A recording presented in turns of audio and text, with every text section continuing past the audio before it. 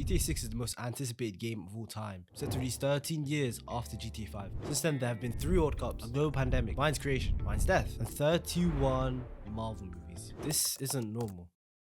If you go back to 2013 and look 13 years before GTA 5's release, we see Rockstar released games quite frequently, many of these games being deemed classics. But after 2013, apart from Red Dead Redemption 2, nothing. The success of GTA 5 cannot be understated. This game dominated the internet. If you were watching YouTube in the 2010s like myself, you would have seen GTA vids on YouTube all the time. Many of the most popular YouTubers from that era were known for their GTA content. So why, after releasing a game that captures so much attention, would you not release a sequel? Why did it seem like a sequel wasn't even on Rockstar's mind? Why go silent?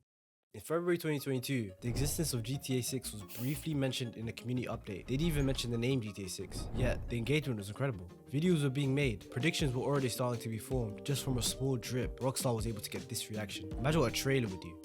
Oh. In December 2022, GTA 6's first official trailer was released. I remember this so vividly. I was on a bus back home from university and I saw it on Twitter and I watched it 10 times that day. And it looks like everyone else did too. 128 million views in just 4 days. It broke the record for most viewed non-music video in 24 hours. On top of that, its views surpassed the GTA 5 trailer in just 2 days. I think that just shows the pure hype that this game has and the ability to generate said hype. But what if the hype is too much? What if the expectations are too high? What happens if GTA 6 flops? Well, the short answer is, it won't. Rockstar's last 2 games combined have sold well over 300 million, with both games being incredibly well received. I see tweets every year comparing Red Dead Redemption 2's immersive realistic snow graphics to any new game under the sun. I personally think realism is not what all games should be shifting towards, but that's a bit for another day. The point I'm trying to make is that Rockstar rock. Okay, but in all seriousness, Rockstar built credibility over the last decade and a half. They have built trust and elevated the value of their games using a marketing strategy called scarcity marketing. A strategy that uses limited availability to increase the perceived value of a product, which would seem to replicate what they've done after GTA 5. Rockstar focused on quality over quantity, not rushing to release games in an era full of remakes and remasters. Rockstar seemed to just wait, making gamers sit at the edge of their seats, craving a Bully 2, Red Dead Redemption 3, or anything at all. Even the wait for Red Dead Redemption 2 was long and grueling. If Rockstar were to release my least favorite type of game right now, a battle royale, I'll be the first to buy it, and I'm sure others would do the same. Many people are worried and predict a $100 price for GTA 6. And the crazy part is, some people are more than willing to pay it. A new Rockstar release is something that's really rare and almost always a game of high quality. Of course, a large part of Rockstar not releasing games often is because they don't have to. GTA Online in any given year makes more money than most new releases do. Why they take any money away from their cash cow? Why damage their brand by releasing a game they're not fully comfortable with? GTA 6 is expected to make $3 billion in sales revenue in only 12 months. That's larger than the GDP of 20 different countries. Just for context, Avengers Endgame, one of the biggest events in media history, made over $1 billion at a box office. Some of those optimistic GTA 6 predictions have got Rockstar making almost 7 times that in just 60 days. The craziest part is, Endgame, the second most successful box office ever, can never compare to a GTA 6 release. Why? Because it's just a movie. It only mainly make money from its ticket sales, whereas a Grand Theft Auto title is a long-term investment. And what I mean by that is, GTA 5 dominated gaming for over a decade, with it hitting record sales deep into its life cycle. It is a game which is released on 3 different consoles. There's no reason why GTA 6 can't replicate this.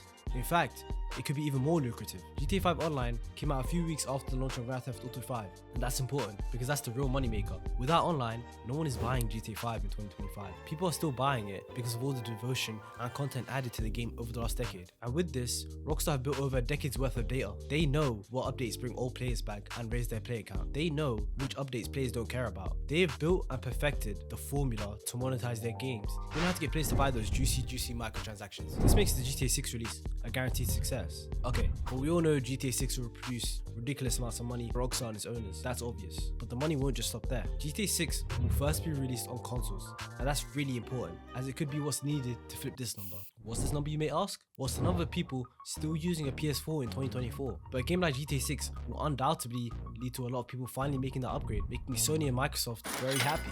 Which just speaks to how big GTA 6 is. What other games or studios can influence the sale of hardware? Forget games, what other media product can do this to a market? We all know GTA 6 will make a lot of people a lot of money. But unless you're a multi-billionaire shareholder, you don't see any of that. And none of these numbers really mean anything to you. But when GTA 6 does release, you will feel it. When GTA 6 comes out, it'll be everywhere. YouTube, bang, Twitch, bang. TikTok, bang. Twitter, bang. I think you get the point. GTA 6 will be massive. Even in the long term, we can predict GTA 6 will dominate the internet. I mean, just look at GTA 5. We can see that was culturally relevant for over a decade. You will still see content on GTA 5 and it's constantly evolving. GTA RP is a great example of this. Some of the biggest streamers in the world are streaming this 10 years after GTA 5's initial release. Only certain games share that quality. When a game allows freedom and players to express themselves and play however they choose, accumulating wealth, playing with friends, or being a loser or oppressor who blows up anyone trying to complete a mission. It's just an example. Totally not something that happens every time I open the game. What I'm really suggesting is the replayability is endless. And it is what has allowed games like GTA and Minecraft to dominate gaming culture for the last decade. I expect GTA 6 to be the same.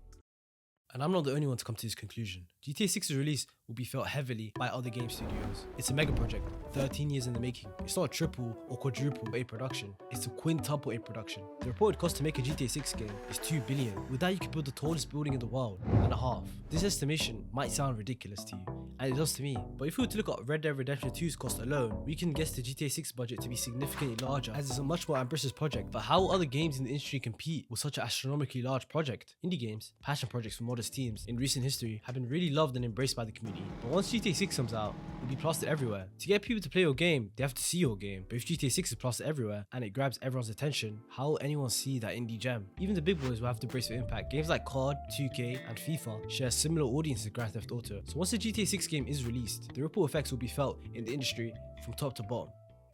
So where does this leave the future of gaming?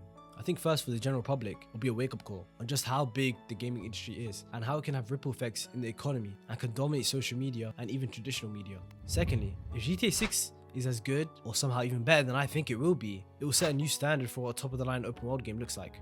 A game which others simply won't have the resources to replicate. But that's a good thing. I don't want to live in a world where every game looks and plays like GTA 6. That's what makes the medium so special. One day, you can be playing God of War on your PS5 Pro, and the next, you could be playing Smash on your Switch with your friends and family. The impact of a GTA 6 game is something studios definitely have their eyes out for, and it's something that will influence them for years to come. But we'll still get RPGs, Souls-likes, Metroidvanias, and platformers, no matter how big GTA 6 is.